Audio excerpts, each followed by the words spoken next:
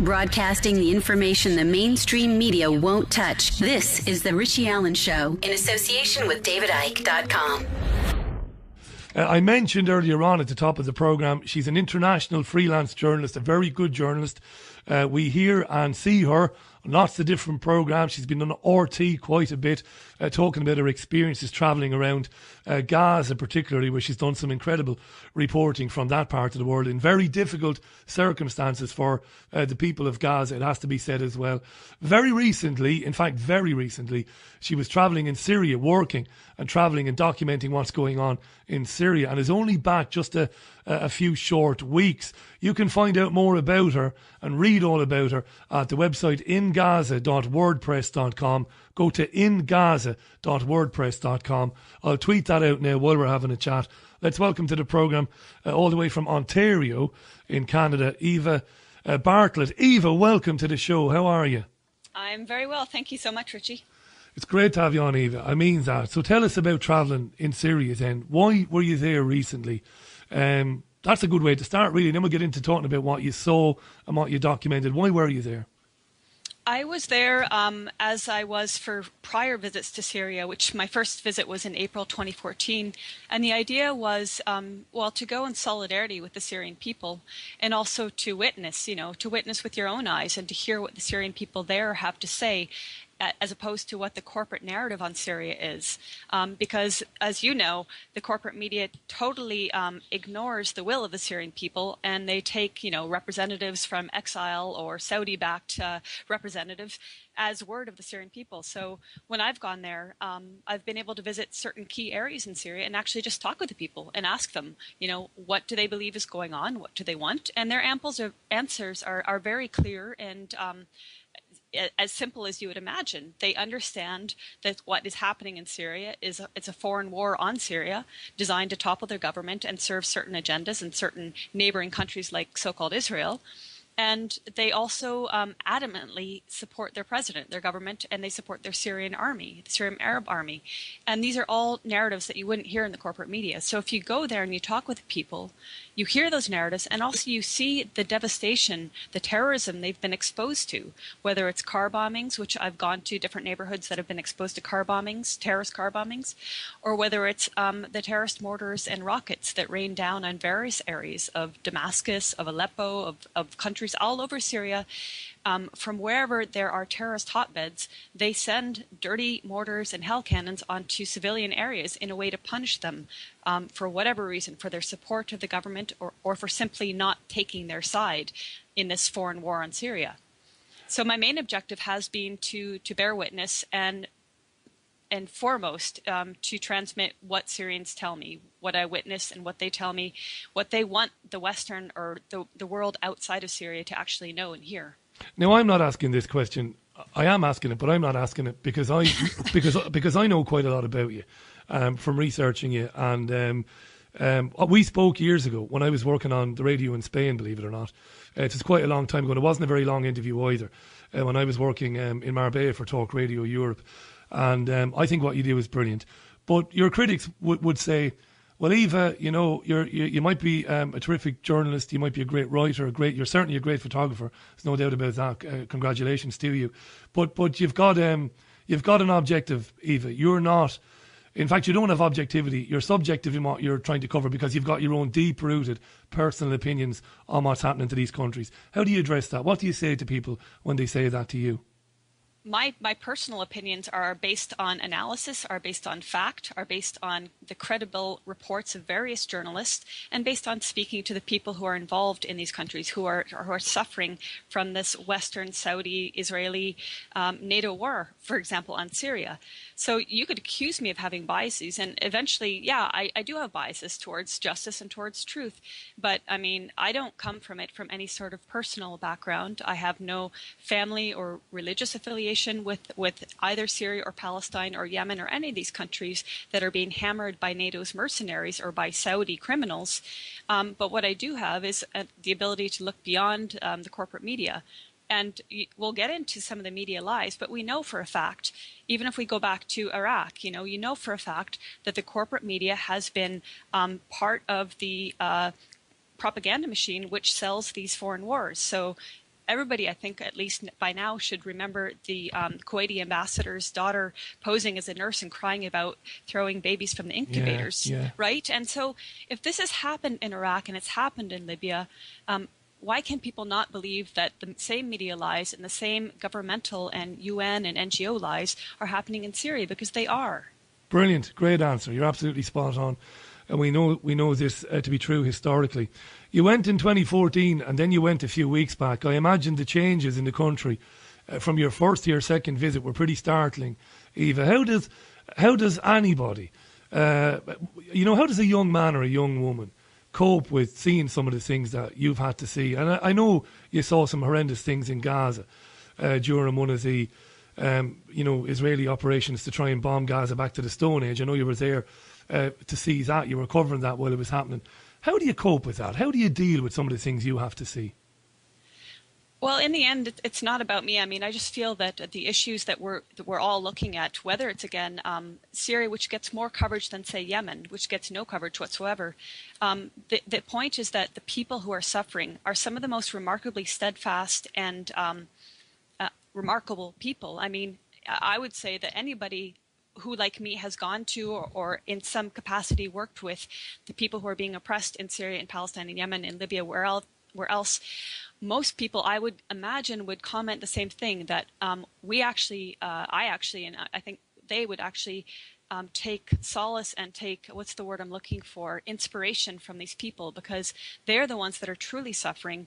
Whereas, we in the West, most people, I mean, we have our own battles and we're struggling for different things here, but, we don't really know the extent of suffering. And when I go to Syria or Palestine and I meet with people who have suffered so immensely, and they meet you with such graciousness and such resilience, to continue living, to continue, having children, getting married, celebrating in what way they can, that for me, it's truly humbling and also inspiring. So, you could take the example of like a doctor or a medic who has to put their own personal feelings on hold in order to get the task done. And I think that's what most of us do. Is it's excruciating when you really think about it. And at times it's overwhelming. Like, for example, when I was last in Syria, I went to Al-Zahra in Homs, which has been ravaged by NATO's terrorist car bombings and suicide bombings. And you meet the people and you see their resilience and their defiance to continue living.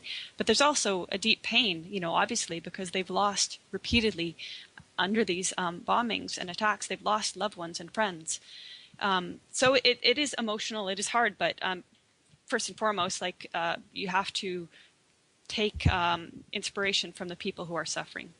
And I suppose you don't want to show people whom are struggling in that way, you don't want to show that you're breaking down and that you're suffering, an emotional reaction to seeing it. But I guess when you get home and you have time to think after you've posted articles and uploaded films and pictures, I imagine in the cold light of day you start to think back to what you saw, and it must have an effect on you. But we can leave that there. I mean, I won't say I understand what you're talking about, because I've never experienced it as a journalist, and I don't know if I ever will. I don't know if I ever want to experience that, to see that sort of situation and to see what's happening to people up close and personal in that way.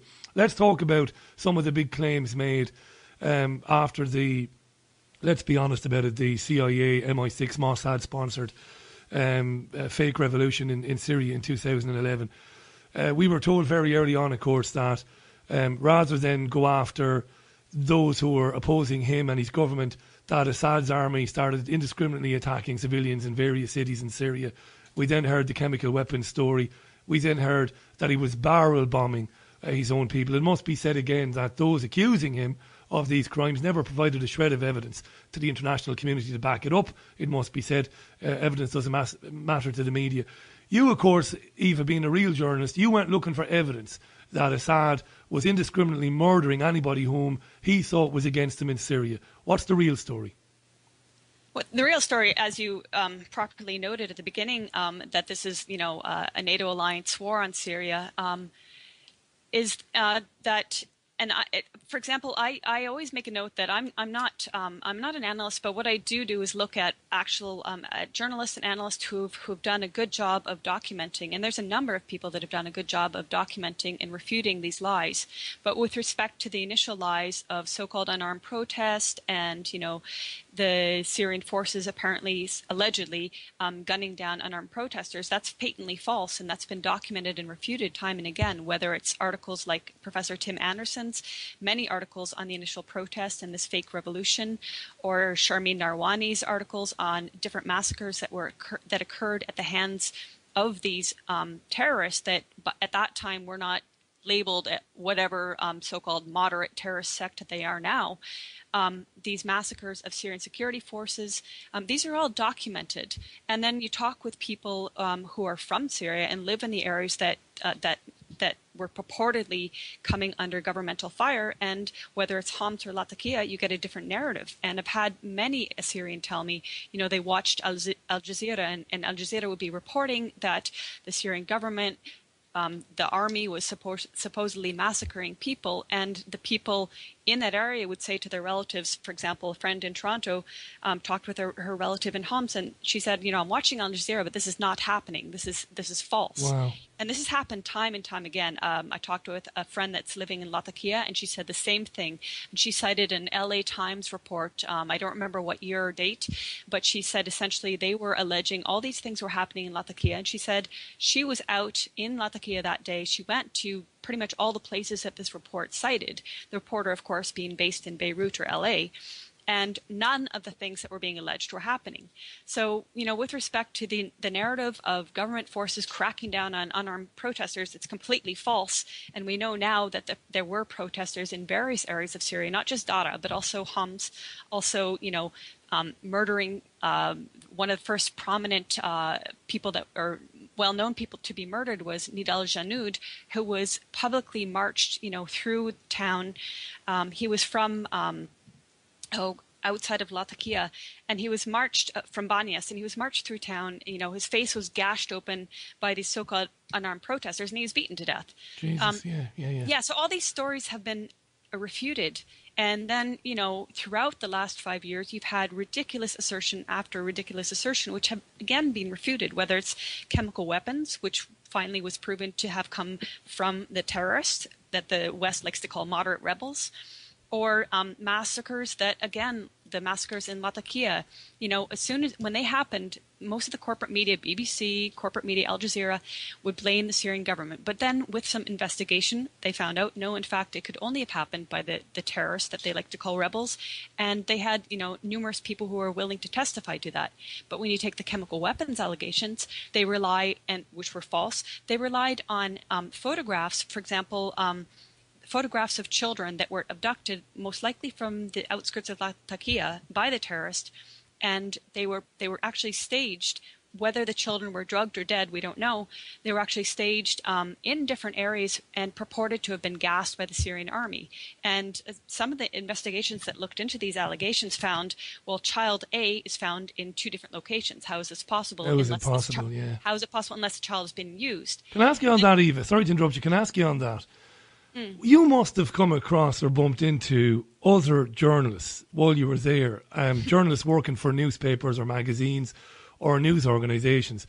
And if you did, how difficult is it to, to be in the same space, in the same room, in the same town as these people, knowing that they're deliberately manipulating? They're not manipulating the truth. That's a pathetic thing to say. They're just lying through their teeth. How do you deal with that? It's immensely infuriating, to be honest. I can think of one prominent journalist that most people would know, and that's Canadian Lise Doucet, who now works for the British Bullshit Corporation. Yeah, you can say bullshit. Absolutely right, yeah. Go ahead. Yeah, so when I was first in Syria with an international peace delegation in April 2014, after the delegation, many of the delegates had left, and some of us stayed on, and then I was able to stay on still more. But while some of the delegates were still there, terrorists shelled a school in Damascus, not for the first time. So some of us went to the French hospital to visit these children because, primarily it was children who were injured because it was a school that was shelled. And Mother Agnes Mariam was with us, and she actually had a conversation with Lise Doucet, and I recorded that conversation because Mother Agnes Mariam, who has done a lot of incredible and brave work in Syria, was basically saying to Lise, are you going to report the truth? You're here, you've seen the same children we've seen, you know that this came from terrorist mortar shelling, are you going to report the truth? And Lise was nodding her head, yes, yes, yes, and I recorded this, and it's on my blog.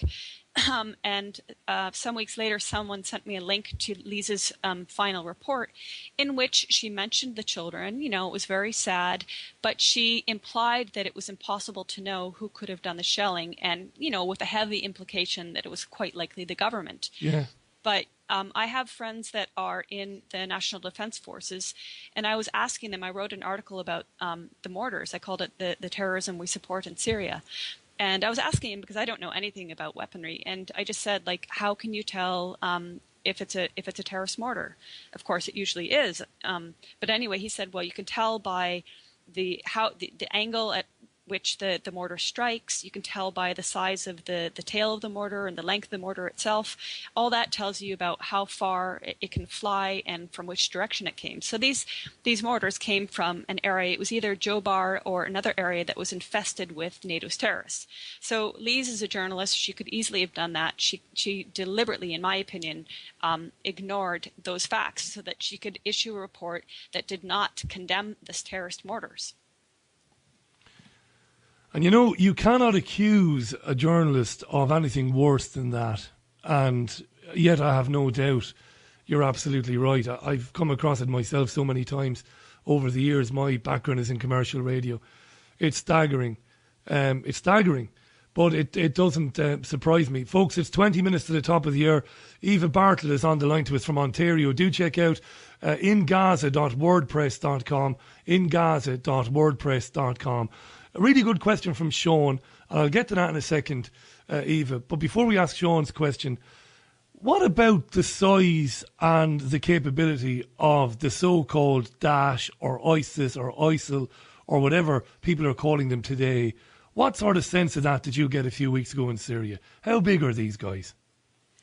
I think that's not really possible to know how big they are because the borders of Turkey and Iraq and Jordan and occupied Palestine, otherwise known as so-called Israel, the terrorists come in and out through those borders, and this has been documented. So it's hard to know because the West and their Saudi allies are continually resupplying, replenishing terrorists. So-called Israel treats the terrorists and then sends them back into Syria.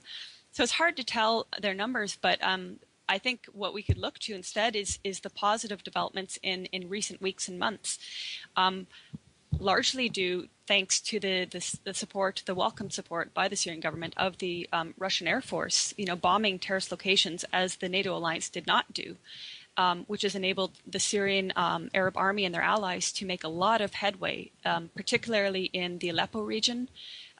Liberating, for example, the long, 3.5 years besieged towns of Nubal and Zahra, which again, if we're going to talk about media and what they prioritized, the media never talked about Nubal and Zahra because it didn't serve the war agenda. But these towns have been liberated, and many other towns in the Aleppo countryside have been liberated, and strategic supply lines have been cut off. So in terms of, numbers of terrorists, they're fleeing. The media is reporting tens of thousands of civilians fleeing to Turkey, fleeing Russian bombing. This is lies. These are terrorists fleeing amongst civilians, perhaps, but largely a huge number of terrorists because they've given up the fight. They can't take on the Syrian army and allies because they are no longer being supplied. But in terms of other things, like what I saw on the ground, when I was in a district of Homs called Al-War, it's one of the remaining areas. It's the only remaining area, to my knowledge, that still has some terrorists in it. You know, in April 2014, when I first went, terrorists were occupying the old city of Homs and other areas of Homs. But since then, through different deals and strategic army wins, there's only one area left, and that's Al-War. And in December 2015, there was a deal which saw hundreds of these terrorists and their families extracted and sent to different areas of Idlib. But there are still over 2,000 terrorists in Al-War.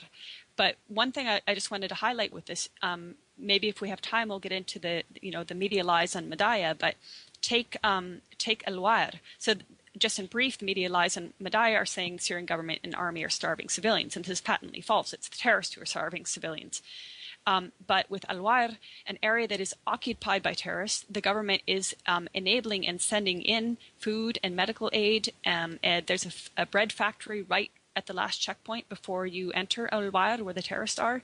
That factory is being operated by the government. The flour is provided by the government, and it's supplying the bread needs of the people inside. And when I was there, and the army people at the checkpoint were saying, it is technically a ceasefire, but at any moment they could fire because, you can't trust these terrorists.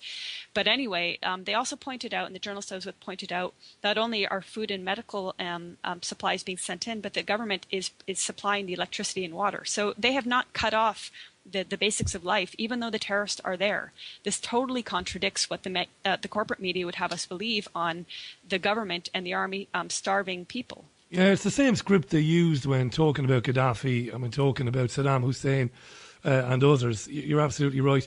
Sean wanted to ask this, and it's a very good question, this. You will know, Eva, that only last week countries convened in London under the chairmanship of David Cameron to talk about raising money to send aid to Syria. Absolutely incredible that it's not laughed out of town by the British media.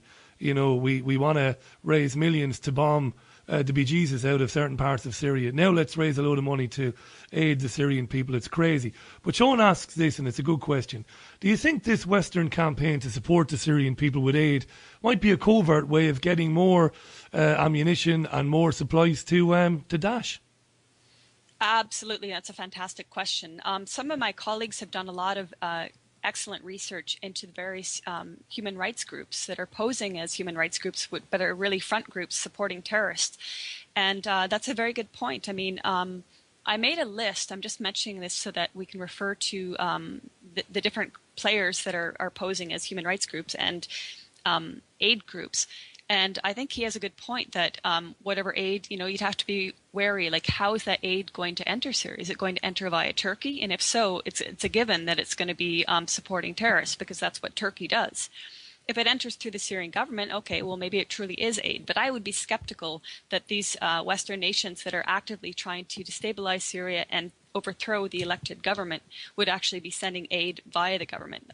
That kind of beggars belief. So I think that your listener has a good point that the West or the UK residents in this case are being duped twice over, by first, believing that the UK wants to fight terrorism in Syria when it's actively supporting terrorism in Syria, and then twice by, scamming UK residents of money so that they can, I think your listener has a good point, perhaps arm more terrorists in Syria.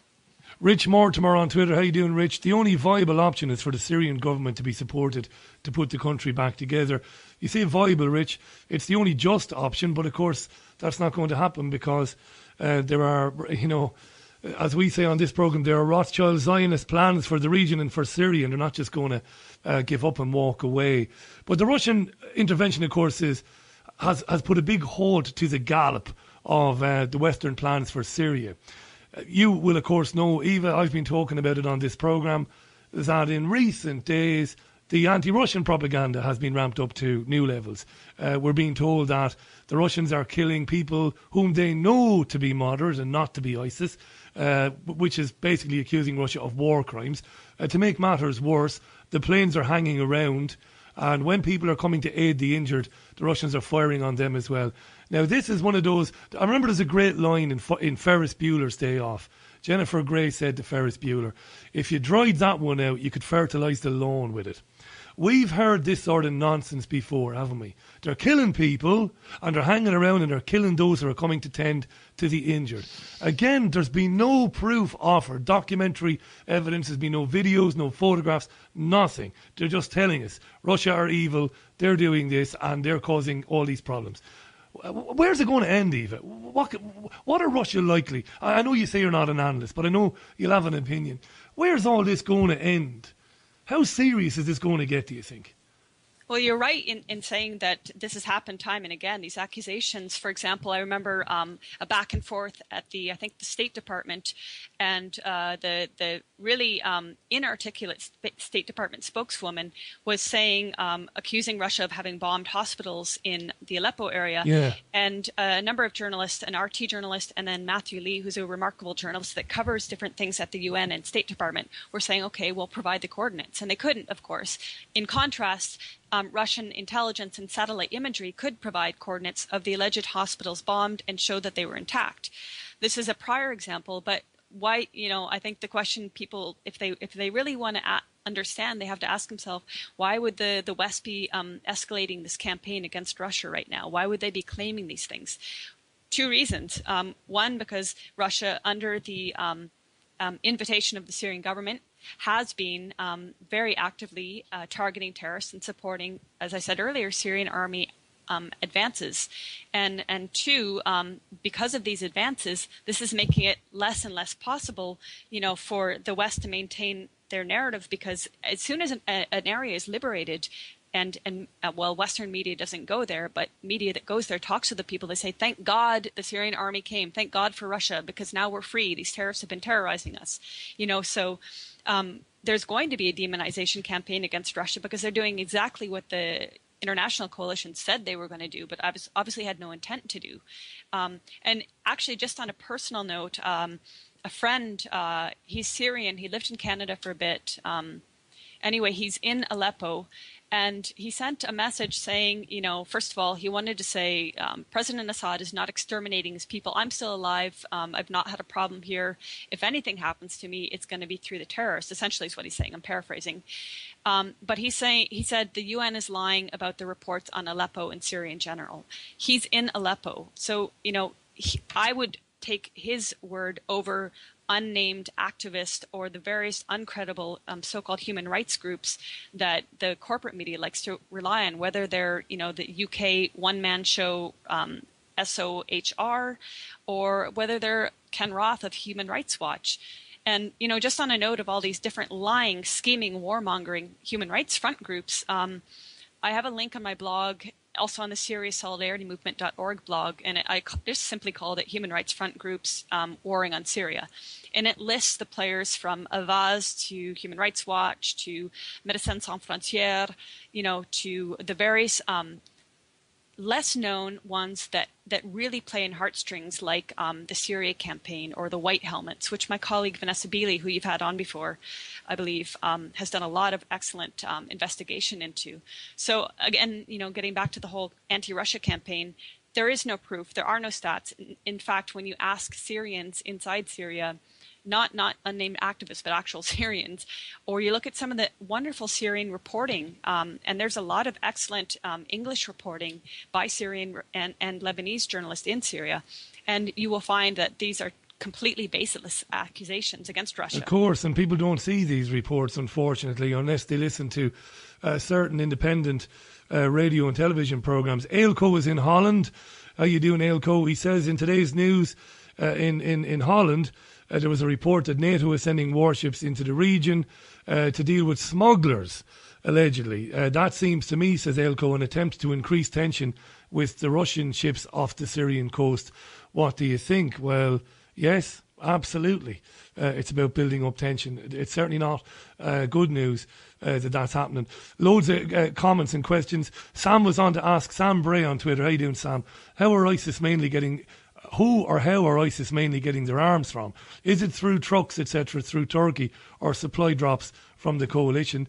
Eva, I guess you'd probably say both, but just before you do, Sean asks a good question as well. What is the end game, asks Sean, in the Middle East? Is it just to have two major superpowers there, namely Saudi Arabia and Israel, and a host of small, powerless countries, asks Sean. That's a good point. We've got about 5-6 minutes left on this, Eva, so you can take this where you want to take it. I'd like to address the first comment question. And one thing I'd like to note also is that we should be careful not just to focus on ISIS or Daesh, as most Syrians would call them, because they are the same as the other so-called moderates, whether it's the Free Syrian Army, Jabhat al-Nusra, or any of the various terrorist factions being supported by the West and Saudi Arabia, and even behind the scenes Israel. So I prefer not just to think about Daesh, because all these other terrorist factions have committed as equally heinous crimes against Syrians. But yeah, the Western U.S. planes have accidentally airdropped supplies to terrorists, not just once, twice, thrice, but more than 5 times, which is, obviously not credible to believe that this could accidentally happen that many times. Otherwise, it's been documented by many journalists, including the late Serena Shim, who it's quite likely was killed by Turkish intelligence, because she was documenting the flow of terrorists and weapons via Turkey into Syria, and then mysteriously had a so-called car accident soon after. So, but I mean, aside from her reporting, other reports have shown that, yes, supplies are being funneled in via Turkey. Of course, the border with Iraq is quite large and open, so it's easy for supplies to get in that way. If you remember last year, there was a large convoy of terrorist SUVs that tracked from Iraq into Palmyra, which I think was over 500 miles. And the U.S. coalition, with all their sophisticated satellites and, drones, etc., did nothing to stop them, because they somehow missed them in the middle of an open desert. So there are various ways that terrorists and their weapons are getting into Syria. Back to the whole UK and Canada and Western crocodile tears. We must send aid to Syria. We must bring 25,000 refugees to Canada and then say we're so benevolent. I think obviously most of your listeners would agree that the real way to support Syrians is to stop the flow of terrorist weapons into Syria. Now, what about Justin Trudeau? Because if you believe him and if you believe his office, they've said that they're pulling out. They're pulling out of the so-called coalition taking on Daesh. What do you think of that? I don't believe him. I think Neither do I. I mean, to be honest, any Western government. Okay, here's the supreme irony. The West wants to talk about freedom and democracy. The people of Syria chose President Assad. Most of them love him, or else at least see him as the thing that will keep Syria united and safe and secure. And anyway, the West talks about democracy. It doesn't matter, in my opinion, which prime minister we have or which president America has. They're going to support the same Zionist and the same war and imperial policies. So Trudeau is perhaps a prettier face, a newer, younger, fresher face, but he's going to support the same war policies and the same Zionist policies as all his predecessors. We've got about 3 minutes left, right? And then we'll have to leave it for now, but we can, of course, pick it up again real soon. So we'll finish on that point then. To leave two, massive states, massive powerful states in the region, the Saudis and Israel, and to leave a host or a bunch of powerless states. A question that came in from Sean. What do you think? I think it's clear the NATO alliance's intent has been, as we've seen with other countries, gifted democracy and freedom by them, like Iraq and Libya. The intent is to destabilize the country, to take away its strong leadership, both in terms of leadership that is good for the country and leadership that is also allied with the axis of resistance, which obviously is against the Zionist entity. So by destabilizing these countries, by deposing or killing, murdering their leaders, then they are taking away one less strong resistance country to Israel, and also enabling different international corporations to go in and loot the country of its resources. Syria has resisted this, and even before this foreign war on Syria began, the Syrian government resisted allowing international corporations into Syria, allowing the IMF, allowing any of the things that the West or the imperial system has used to basically own countries all over the world. Syria resisted that, and they continue to resist the terrorism. And I'd like to be hopeful that with all the advances they've made in recent months and continue to make, and the support of Russia, and I'd like to think growing awareness amongst the Western public, although it's very difficult because of all the media lies. But I'd like to think that Syria is going to prevail and will be noted in history as a state that resisted all these imperialist Zionist projects. And, I'd like to think that the terror the Syrians are suffering now will stop and they can resume. Because, no country, no people should be suffering in this way. You go to Syria and you find a cultured, educated people with an immense history, and who are very welcoming, obviously, and they have they don't deserve what's being inflicted upon them, and at the same time they are willing to resist, and they are aware exactly what's going on, and it's my belief they will continue resisting, and hopefully this will eventually have to stop when the imperialists realize that their little plan isn't going to work. It's a brilliantly positive way to leave it, Eva. Appreciate that. Go to ingaza.wordpress.com, folks, to find out more about Eva. Be inviting you back on the programme again soon. Thanks very much for your time, Eva. Thank you, Richie. And I'd like to also just mention our website, the SyriaSolidarityMovement.org. Certainly. Is that the SyriaSolidarityMovement.org? Sorry, it's Syria Solidarity Movement. SyriaSolidarityMovement.org. I'll tweet that out now, and I'll encourage it to be retweeted. Yeah. There's an imposter UK group going by the same name. They are not us, and hopefully soon they will cease to exist. But at the time being, just be aware that there is a UK group that's supporting the NATO narrative, and that's not us. All right, Eva. Thanks for coming on again. Great to chat with you.